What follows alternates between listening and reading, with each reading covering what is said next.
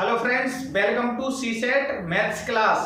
पिछली क्लास में हमने बोर्ड मास के नियम को समझा था। बोर्ड मास के थ्रू हमने कुछ क्वेश्चंस को भी सॉल्व किया था। आगे के क्वेश्चन देखेंगे कि किस तरीके से सॉल्व होंगे। तो बढ़ते हैं क्वेश्चंस की ओर। क्वेश्चंस आप यहां पर देख पा रहे हैं। क्वेश्चन कह रहा है, एक पुस्तिका जिसके पन्ने सामान्य रूप से पहले पन्ने की संख्या से एक प्रारंभ करते हुए अंकित हैं। पुस्तिका से एक पन्ना फाड़ लिया जाता है। बचे हुए पन्नों पर अंकित पृष्ठ संख्याओं का योग 195 है। फटे हुए पन्ने पर निम्न में से कौन सी संख्याएं होंगी। ऐसे क्वेश्चंस को सॉल्व करने के लिए हमें कुछ निर्धारित करना होता है, यानी कि पुट करना होता है, मानना होता है, सपोज करना होता है कि हम किस संख्या को माने जिससे हमारा आंसर ठीक डायरेक्शन में आ जाए। ऐसे क्वेश्चंस हमेशा समय वेस्ट करते हैं और कुछ नहीं। तो चलिए सॉल्व करते हैं। थोड़ा सा हम इसको मान लेते हैं कि यदि यहां पर जो संख्या है, यानी कि संख्या है पन्नों की, वह क्या है, यानी कि यदि संख्या पन्नों की दी है कि 20 है, ठीक है, तो 20 है, तो पृष्ठों की संख्या फिर निकाल लेते हैं। पृष्ठों की संख्या निकालने के लिए एक फॉर्मूला बेस्ड मेथड लगाया जाता है, जिसमें हमें पन्ने लिखने पड़ते हैं, जितने टोटल पन्ने हैं, और उसका मल्टीप्लाई करना पड़ता है पन्ने +1 और अपॉन 2 इसलिए किया जाता है क्योंकि एक पेज पर दो तरह के पन्ने पाए जाते हैं। तो यहां पर हम इस प्रकार से लिखेंगे, यहां 20 + 1 अपॉन 2। अब इसको सॉल्व करेंगे तो कुछ हमें इस प्रकार से, यानी कि 20 × 20 तो हमारे पास 400 प्लस 20 × 1 तो हमारे पास कितना 20/2, यानी कि पूरा अगर देखा जाए तो हमारे पास 420 प्राप्त हुआ, अपॉन 2 हुआ। तो इससे हमने डिवाइड किया तो हमारे पास कितना बचा बच्चों, यहां से हमारे पास बचा 210, यानी 210 हमें प्राप्त हुआ। अब देखा जाए उसने ऑलरेडी क्वेश्चन में दे रखा है कि पृष्ठों की संख्या 195, तो कहीं ना कहीं 210 195 से ज्यादा है। ये तो हो गया हमारा वह मेथड जिसमें अभी पन्ने फटे हुए नहीं है, टोटल पन्ने अभी हमने निकाले हैं। अब निकालते हैं फटे हुए जब पन्ने होंगे तो क्या होगा कि यहां पर यदि 20 है और एक पन्ना फाड़ दिया गया है तो कितने पन्ने बचेंगे, 19। तो यहां पर हमारे पास 19 होगा और फिर 19 यानी कि फटे हुए पन्नों की अब संख्या चल रही है, तो पृष्ठों की संख्या निकालते हैं। कौन से पृष्ठ, फटे हुए पन्नों की संख्या, ठीक है। तो यहां पर देखते हैं पृष्ठों की संख्या यहां पर हमें उसी प्रकार से सॉल्व करना है जैसा कि हमने पिछले वाले पन्नों के लिए किया था। तो यहां पर 90 मल्टीप्लाई यहां पर 19 और यहां पर +1 होगा, अपॉन में कितना 2 होगा। तो 19 का यहां इससे मल्टीप्लाई करेंगे तो हमारे पास कुछ यहां पर 361 प्राप्त होगा, और इसका मल्टीप्लाई यानी 19 का मल्टीप्लाई 1 से किया तो प्लस यहां पर 19 होगा और अपॉन 2 होगा। टोटल अगर कहें प्राप्त तो यहां पर 380 होगा, करके देख लीजिए। और यहां पर हम 2 से डिवाइड करेंगे किसको, 380 को, तो हमारे पास कुछ 190 प्राप्त होगा। अब 190 क्या है, क्या जो ऑलरेडी दिया हुआ है हमारे पास पृष्ठों का योग, वह क्या 190 से कम है या ज्यादा है। कितना दिया है बच्चों, 195, और यहां पर फटे हुए पन्नों का योग कितना निकला हमारे पास, यानी कि फटे हुए पन्नों का जो योग है वह हमारे पास यहां पर पृष्ठों की संख्या का योग लगा देते हैं, यानी कि यहां पर भी योग आएगा। यहां पर हमारे पास 190 और ऑलरेडी योग दिया हुआ है उन्होंने कितना 195, यानी कि 195 यहां पर ज्यादा होगा और 190 यहां पर कम होगा। अब थोड़ा सा इसको इतना आप देख लीजिएगा। अब आगे का थोड़ा देखते हैं इतना इसको क्लियर कर लेते हैं यहाँ से, वरना क्या होगा कि बोर्ड हमारा फुल हो चुका है और आगे सॉल्व नहीं होगा। तो अब आगे की कंडीशन में हम क्या लगाएंगे, अब यहाँ से हमें यह क्लियर होगा कि जो पृष्ठों की संख्या रही होगी वह कुल कितनी 20 रही होगी, और जब यहाँ पर 20 रही होगी तो हम इनका क्या निकाल लेते हैं, अंतर निकाल लेते हैं। यानी कि हम लिखते हैं यहाँ पर पृष्ठों का अंतर कितना आएगा उसको देखते हैं। अंतर, अब कौन से पृष्ठों का अंतर निकलेगा, किसमें से होगा हमारा अंतर, जो ज्यादा रहेगा यानी कि पृष्ठों का अंतर उसी से निकालते हैं। बड़े पृष्ठ की संख्याओं के योग से छोटी संख्याओं के योग का अंतर निकालेंगे। तो बड़े पृष्ठों की संख्याओं का योग कौन सा था हमारे पास, 210, यानी कि 210 का अंतर किससे प्राप्त करेंगे, 195 से देखेंगे। तो यहां पर हमें यदि पृष्ठों का अंतर प्राप्त होगा वह कितना होगा हमारे पास 15। तो 15 हमें अंतर मिल गया है। अब हम कुछ प्रकार से क्या करेंगे, क्वेश्चंस आगे बोल रहा है इसमें कि पृष्ठों की संख्याओं का योग टोटल हो गया, हमें क्या निकालना है, फटे हुए पन्ने पर निम्न में से कौन सी संख्याएं होंगी। अब उन संख्याओं को मान लेते हैं, माना वह संख्याएं यानी कि अभीष्ट संख्याएं, कुछ अभीष्ट संख्याएं मानकर ही करते हैं। अभीष्ट संख्याएं जो होंगी वह कुछ इस प्रकार से होंगी, यानी कि संख्याएं जो मानते हैं वह आती हैं नंबर्स में, और अभीष्ट संख्याएं मानते हैं वह आती हैं अल्फाबेट्स में। तो यहां पर हमारा x होगा एक संख्या, और सेकंड जो संख्या होगी वह होगी x + 1।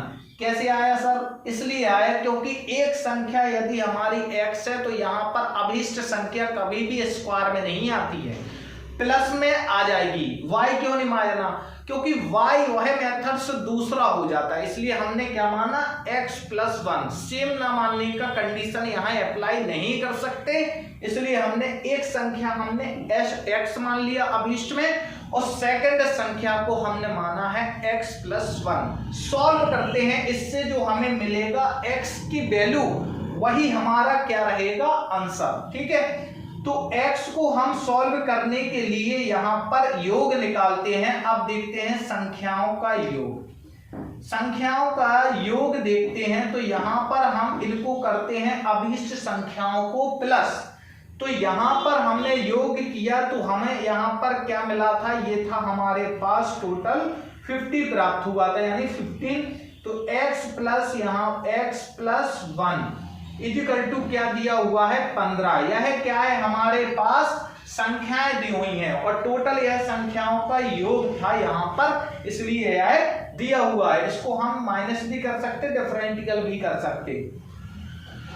x + x हमारे पास कितना हो जाएगा, 2x + 1 और इक्वल टू हमारे पास है 15। तो यहाँ पर 2x 1 को यहाँ पर भेजेंगे तो 1 यहाँ प्लस का था वहां पहुंचेगा माइनस में हो जाएगा। तो 14 यानी कि हमारे पास 14 प्राप्त होगा। कैसे प्राप्त हुआ, 15 - 1 हुआ, तो यहाँ हमें फाइनली कितना मिला, 14। अब 14 को क्या करेंगे, हम 2 से डिवाइड कर देंगे तो x की वैल्यू हमें कितनी मिल जाएगी, 7। अब जब हमें x की वैल्यू मिल गई है, यानी कि हमें संख्याएं निकालनी है, दो संख्याएं निर्धारित की थी हमने, मानी थी। एक था हमारा x और सेकंड था x + 1। x की वैल्यू हमारे पास 7 आ गई है, तो यहां से हम देखते हैं तो x + 1 यानी कि हमारे पास x की वैल्यू है तो पुट कर देंगे यहाँ पर। तो पुट किया यहाँ तो 7 + 1 यानी कि 8 आया। यहाँ पर ये संख्याएं थी, एक संख्या अभीष्ट x है और दूसरी क्या रहेगी, x + 1 यानी कि x की वैल्यू 7 और इसकी वैल्यू 8। यही हमारा आंसर रहेगा। यही वो अभीष्ट संख्याएं हैं जो इस आंसर को निर्धारित करती हैं। क्वेश्चंस ऑप्शन में क्या है, 7,8, यह हमारा बी ऑप्शन सही रहेगा। चलते हैं नेक्स्ट क्वेश्चंस की ओर। ऐसे क्वेश्चंस को सॉल्व करने के लिए कुछ ना कुछ हमें सपोज करना पड़ता है। पुट करने के लिए हमें कोई अभीष्ट संख्याएं लेनी पड़ती हैं। कहीं कुछ नंबर्स को ऐड करना पड़ता है, थोड़ा सा टफ लेवल के क्वेश्चंस होते हैं, हालांकि यूपीएससी है, इजी क्वेश्चन तो उठाएगी नहीं। ठीक, चलते हैं नेक्स्ट क्वेश्चन देखते हैं क्या कह रहा है।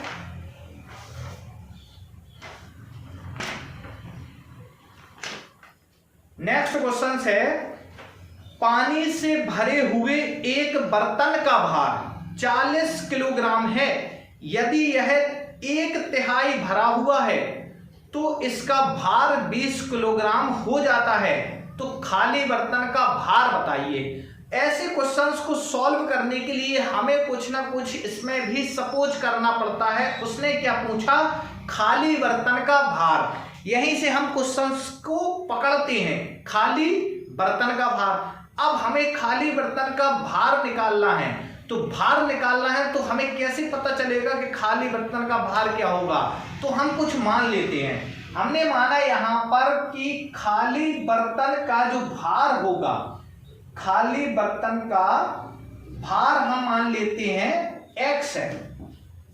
माना खाली बर्तन का भार x, तो यहां पर उन्होंने दिया हुआ है एक और इसमें डेफिनेशन दी हुई है कि यदि बर्तन खाली है वह कितना है x, और उन्होंने कहा है कि बर्तन में भरा हुआ पानी कितना है, तो हम उसको मान लेते हैं कुछ इस प्रकार से कि बर्तन में भरा हुआ पानी बराबर, इसको y मान लेते हैं, y में हमें सबसे ज्यादा आसानी होगी। तो हमने खाली बर्तन का भार x माना और बर्तन में भरा हुआ पानी का भार हमने यानी कि y माना।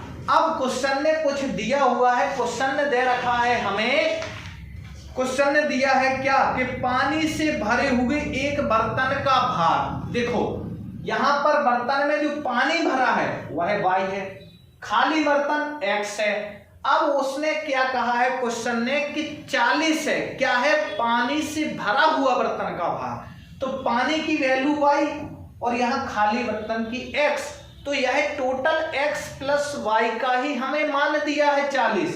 तो करके देखते हैं, x प्लस y बराबर हमारे पास है 40।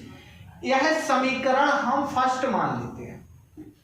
सेकेंड क्वेश्चन को बनाने के लिए क्वेश्चन कह रहा है कि यदि यह 1/3 भरा हुआ है, 1/3 भरा हुआ है, कौन भरा होगा, बर्तन, पानी कितना भरा उसमें 1/3, तो बर्तन हमारा खाली है x और प्लस करेंगे यहां पर y/3। कैसे किया y/3, क्योंकि जो पानी भरा हुआ है कितना भरा, 1/3, तो 1/3 क्या कहलाता है, यानी कि उसका 1/3 हिस्सा। तो यहां पर 1/3 किया तो 1 का यदि मल्टीप्लाई y से होगा तो वहां पर y आएगा, ठीक है, और बराबर में उन्होंने यहां पर 20 है उसका टोटल। अब चलते हैं इसको सॉल्व करते हैं थोड़ा सा, अभी इसको हम समीकरण नहीं बनाएंगे। अब यहां पर हम ऐसे में क्या करते हैं, इसको यहां ले आएंगे, यानी कि 3x प्लस y, जो 3 था यह पहुंच जाएगा यहां पर, यानी एक बार यहां लिख लेते हैं 20। अब इस 3 को क्या यहां भेजेंगे तो क्या मल्टीप्लाई में जाएगा, 3x प्लस y बराबर 2 मल्टीप्लाई 3, यानी कि 3x प्लस y बराबर कितना हमारा 60 प्राप्त हुआ। यह कौन सा समीकरण है, सेकंड समीकरण है। अब क्या करेंगे हम, सेकंड में से यानी सेकंड इक्वेशन में से, सेकंड समीकरण में से फर्स्ट समीकरण को माइनस कर देंगे इस प्रकार से, सेकंड समीकरण माइनस फर्स्ट समीकरण, तभी तो हम यहां से आंसर निकाल पाएंगे। बचपन से ऐसे क्वेश्चन सॉल्व करते आ रहे हैं हम, बीजगणित के क्वेश्चन सॉल्व करते थे कक्षा 7 से लेकर के 8-9 में, बहुत अच्छे से प्रैक्टिस रही है सभी बच्चों की, है ना। तो क्या करते हैं, कुछ ऐसे में x का मान निकालना हो या y का मान निकालना हो तो हमें इक्वेशन जो कि समीकरण दिए होते हैं उनको घटाना पड़ता है या जोड़ना पड़ता है। पर क्या जोड़ने से यहाँ पे आंसर मिलेगा, नहीं मिलेगा, तो हम क्या करेंगे, माइनस करेंगे। और हमेशा माइनस उससे किया जाता है जिसकी संख्या ज्यादा हो, कम से मत कर देना वरना कहोगे माइनस में आया। तो अगर माइनस में आ जाए तो ये अंतर का है साइन, कुछ इस प्रकार से। इसको लगा करके आप किया करो, डिफरेंशियल का है साइन, इससे हमें ना तो माइनस का पता चलता, कोई भी संख्या कहीं भी लिख सकते आराम से। क्वेश्चंस एग्जामिनर अच्छा मानेगा उसको कि आंसर ठीक तरीके से आए, ठीक है। अब सेकेंड क्वेश्चन क्या है, 3x + y = कितना दिया हुआ है 60, और यहां पर माइनस करना है हमें। किससे माइनस करना है, यहां पर इसको करना है, यहां x + y को। तो x और प्लस y बराबर कितना दिया हुआ है हमें 40। अब इनको माइनस फॉर्म में लिख लेते हैं थोड़ा। 3x + y जब माइनस करेंगे तो यह प्लस है तो माइनस में कन्वर्ट हो जाएगा, यह प्लस है यह माइनस में कन्वर्ट हो जाएगा, और यहां पर ये जो 40 है ये भी माइनस हो जाएगा, क्योंकि इक्वेशन फर्स्ट माइनस हो रही है, ठीक है। 60 - 40, समझ गए। अब x यहां पर 3x है, यहां x है, यहां प्लस y है, यहां माइनस y है, क्या इसको खत्म करें, काट देते हैं, ठीक है। 3x - x गया तो हमारे पास कितना प्राप्त हुआ 2x, यहां कितना बचेगा 60 में से 40 गया तो हमें 20 मिलेगा। अब यहां से 2 से हम यहां कट करेंगे 20 को तो हमें कितना मिलेगा 10, यानी x की वैल्यू तो हमें पता चल गई, कितनी पता चल गई 10 है हमारा, हमें इतना पता चला कि 10 वैल्यू हमारी किसकी आ गई x की। अब किसकी निकालनी है, y की निकालनी है। क्या क्वेश्चन ने क्या पूछा था, खाली बर्तन का भार बताओ, हमने खाली बर्तन का निकाल लिया। यदि क्वेश्चन ये भी पूछ लेता कि बर्तन में भरा हुआ जो पानी है उसका भी भार बता दो, तो उसका भार बताने के लिए थोड़ा सा हम आगे बढ़ लेते हैं, x की वैल्यू यहां पर रख देना। ऐसे में आंसर तो हमारा यही आ गया, ठीक है। और ऑप्शन भी शायद मिल रहा होगा, कौन से ऑप्शन में है, यह है हमारा ए ऑप्शन, यानी कि 10 kg ए ऑप्शन में है हमारा, ठीक है। अब थोड़ा इसको समझाने के लिए करते हैं, तो यहां पर x की वैल्यू पुट करेंगे इस समीकरण में, यानी x + y बराबर 40, x की वैल्यू 10 + y बराबर 40,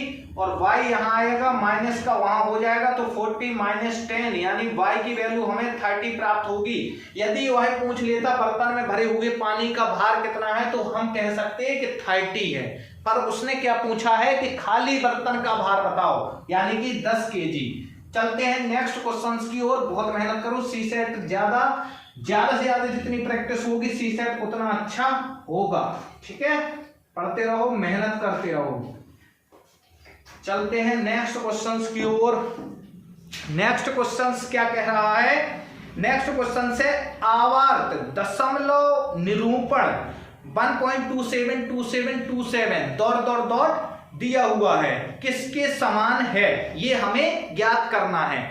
यानी कि ऐसे सवाल में पहले हम लिख लेते हैं 1.27 और क्या है 2727 है ना, और डॉट कुछ दिया हुआ है, इसको क्या है आवर्त फॉर्म में है। इसको सॉल्व करने के लिए हम क्या करते हैं, देखो आवर्त फॉर्म को कुछ इस प्रकार से भी लिख सकते हैं।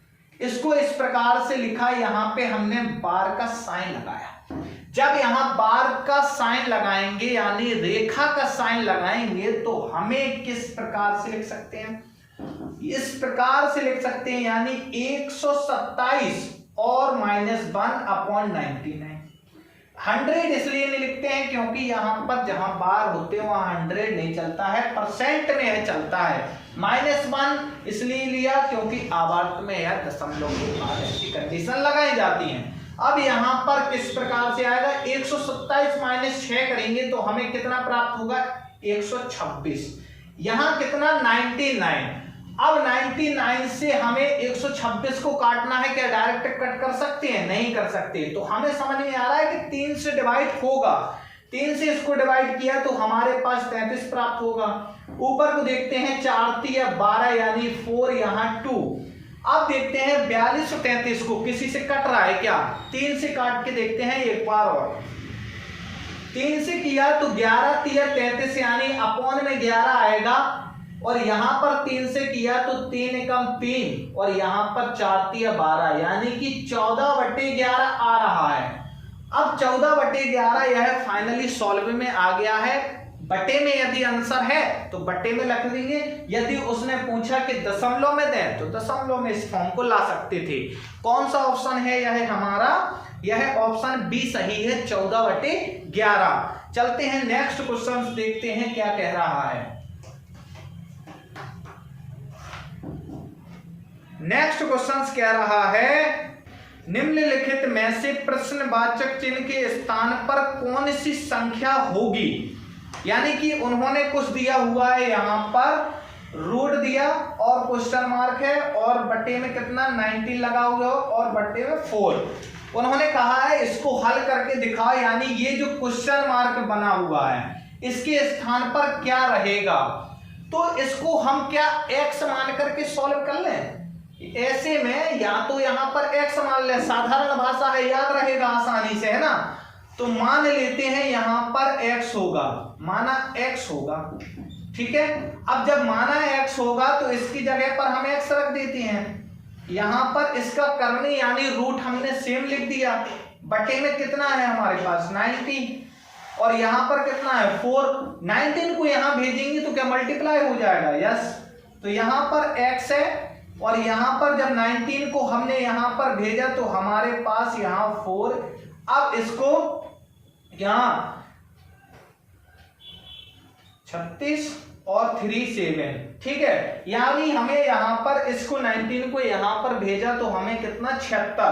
अब देखते हैं यहां पर x रूट x और कितना है 76। अब इस कंडीशन में हम क्या करेंगे, हमें इसके अंदर का मान ज्ञात करना है, करनी यानी कि रूट को क्या करना है, हटाना है। तो हटाने के लिए हम क्या करेंगे, इस फॉर्म को वर्ग करेंगे। और हमेशा जब भी वर्ग होता है तो दोनों तरफ होता है, इस तरफ वर्ग हुआ तो x आ गया, इस तरफ वर्ग हुआ तो 76 मल्टीप्लाई 76 आ जाएगा। अब 76 मल्टीप्लाई 76 यानी कि ऑप्शन में आपको मल्टीप्लाई करके चेक कर लेना होता है, ठीक है। यानी कि हमारा कुछ आएगा 5776, ठीक है। ऑप्शन कौन सा है देख लेते हैं। ऑप्शन इसमें सी सही है और यह ऑप्शन सी क्लिक कर लेंगे हम, यानी 5776 यह मैच हो रहा है। नेक्स्ट क्वेश्चन और आज की क्लास का लास्ट क्वेश्चन, ठीक है। देखते हैं नेक्स्ट क्वेश्चन क्या है। उसने दिया हुआ है रूट के अंदर है 841 और रूट के अंदर है 3249 के मध्य कितनी प्राकृतिक संख्याएं रहेंगी। अब ऐसे फॉर्म को करने के लिए हम क्या करते हैं, पहले क्वेश्चन लिख लेते हैं। क्वेश्चन है 841 और एक फॉर्म और दिया हुआ है वो है 3249। अब ऐसे फॉर्म को हटाने के लिए हम क्या करेंगे, इनके अंदर का जो वर्ग करेंगे, इनके अंदर का वर्ग फॉर्म करेंगे। यानी कि यहां इसको वर्गमूल है ये किसी का, किसका हो सकता है, यह है हमारा 29, इस प्रकार से लिख सकते हैं। और इसको क्या इस प्रकार से लिख सकते हैं। अब यह क्या है, इसको जब अपन खोलेंगे यानी कि ओपन यह वर्गमूल होगा तो यह हमारा इतना प्राप्त होगा, यानी 3249 प्राप्त होगा। और यहां पर 29 को खोलेंगे यहां पर तो 841 प्राप्त होगा। अब हम क्या करेंगे, यहां से जैसे रूट हटेगा तो हमारा ये जो स्क्वायर है ये भी हट जाएगा। तो हमें क्या प्राप्त हुआ, यहां पर 29 और 57 यह प्राप्त हुआ है। पर उन्होंने क्या पूछा हुआ है कि प्राकृतिक यानी कि मध्य की प्राकृतिक संख्याएं हैं। तो यह हमें ज्ञात करना है कि कितने से कितना है। जब प्राकृतिक संख्याएं ज्ञात करने के फॉर्म में आया तो बड़े में से छोटे को माइनस करते हैं, यानी कि 27 माइनस होगा। और ऐसी कंडीशन में हमेशा 1 माइनस में लगता है क्योंकि माइनस कर रहे हैं प्राकृतिक संख्याओं को ज्ञात करने के लिए, ठीक है। तो यहाँ पे हमारा 57 है और 27 है यहाँ पर, ठीक है। 29 था, 29 यहाँ पर है हमारा। अब यहाँ पर हमने माइनस किया यानी 57 और 29 है, 17 यहाँ पर रहेगा हमारा और 9 यहाँ पर रहेगा। तो यानी कि 8 यहाँ पर प्राप्त होगा और 2 यहाँ पर था 4, यानी कि 28 माइनस 1 तो बराबर में हमें जो प्राप्त होगा वही कितना होगा 27, यानी कि 27। ऑप्शन कौन सा है इसमें, ऑप्शन बी सही है, यानी 27 आंसर है और इसी के साथ हमारा क्लास का एंड होता है। इसी प्रकार से मेहनत करिए, सीसेट लगाते रहिए। जय हिंद, जय भारत।